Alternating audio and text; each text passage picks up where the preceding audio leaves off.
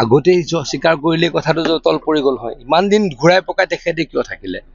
ইমান দিনে তেখেতলোকক যদি সদ দিয়ে, আপুনি পানী খাব নেকি? তেখেতে কৈ দিয়ে মই চাহ খাম। আপুনি ভাত খাব নেকি? তেখেতে কৈ দিয়ে মই ক'ৰবাত বাহিৰলৈ যাম। তেনেকৈ কথাবিলাক কয়। সাংবাদিকসকলে সকলোৱে সুধি আছিলে, হিমন্ত বিশ্ব শৰ্মা ডাঙৰীয়াই সুধি আছিল আপুনি পাকিস্তানলৈ গৈছিল নেকি? উত্তৰবিলাক নিদিয়ে। পাকিস্তানত অকল যোৱাই নাই, পাকিস্তানত তেওঁ বহুদিন আছিলোঁ।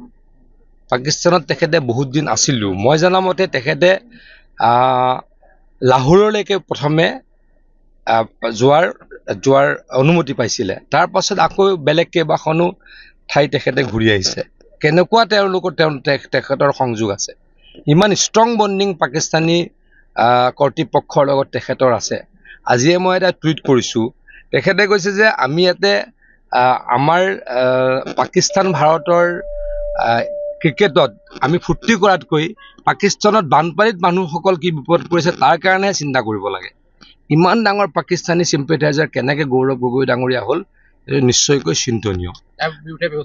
বিৰুদ্ধে ব্যৱস্থাটো তদন্ত চলি থাকিব, কিন্তু এগৰাকী যিগৰাকী সাংসদে পাকিস্তান বাৰে বাৰে ভ্ৰমণ কৰে, যিগৰাকীয়ে পাকিস্তানৰ ছাপোৰ্টত কথা কয়, তেখেতে উত্তৰবিলাক সোনকালে কিয় নিদিয়ে? উত্তৰবিলাক কওঁতে কিয় ঘূৰাই পকাই উত্তৰ দিয়ে? গতিকে তাত আৰু নিশ্চয় কিবাকৈ ৰহস্য আছে মোৰ বোধৰে। গতিকে ৰহস্য নিশ্চয়কৈ ওলাব। তিনি গগৈটোতো মই যদি কোনো বেয়া নাপায়, এইখন বৰ অসম গঢ়িছিল চুকাফাই। এই বৰ অসমখন গঢ়িছিল চুকাফাই।